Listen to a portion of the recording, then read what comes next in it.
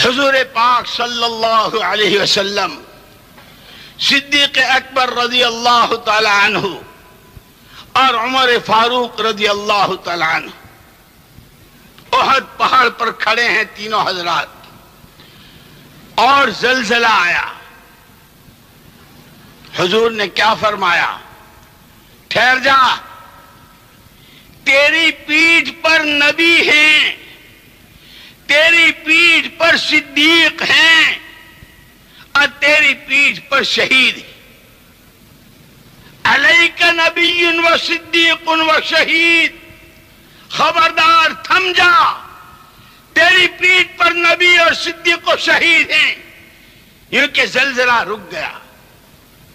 میرے بھائیوں، دوستوں، عزیزوں اور بزرگوں، اب ہمارے درمیان سرکار ہیں، نہ صدیق اکبر ہیں نہ عمر فاروق ہیں، لیکن قربان جائیں کالی کملی والے کے، قربان جائیں کالی کملی والے کے، امت کو تنہا چھوڑ کر تشریف نہیں لے گئے ہیں، امت کو سڑک پہ چھوڑ کے نہیں گئے ہیں۔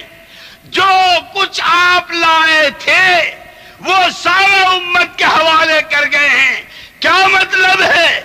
آج اگر امت نبوت کی محنت کو اپنی محنت بناتی ہے، صدیق کی قربانیوں پر آتی ہے، عمر فاروق والے جذبات اور عمر فاروق والی وہ صفات کے ساتھ اگر امت اس محنت پر آتی ہے، آج بھی اللہ نے اس میں وہی تاثیر رکھی ہے کہ اللہ عالم کے حالات بدل دے۔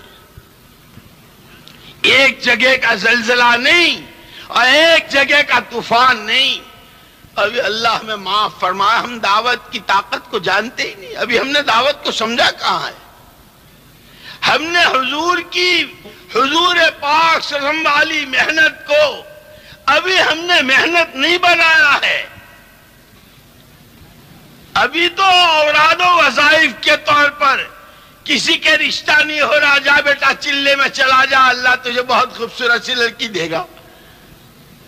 کسی کے نوکری نہیں لگ رہی، کسی کے کوئی روزگار میں برکت نہیں ہو رہی، کسی کا کوئی مریض ہے، یوں کہ اللہ کے راستے میں نکلو گے نبیوں کی طرح دعائیں قبول ہوگی۔ جب جا بیٹا تو چلے میں میرے واسطے دعا کرنا، اللہ تیری دعا۔ ابھی تو ماں کو، بہن کو، بیٹی کو، ملازمت کو، کارخانوں کو، روٹیوں کو، بوٹیوں کو، کوٹھیوں کو، اس کو رونے کو چلے اور 4 مہینے ہو رہے ہیں۔ خدا کرے، خدا کرے، خدا کرے اس کام کو اس یقین کے ساتھ، اس محنت کو اس یقین کے ساتھ کہ عالم کی 4 سمتوں میں ہدایت کی ہوائیں، عالم کی 4 سمتوں سے ظلم و استبداد کا خاتمہ، اللہ کی رحمت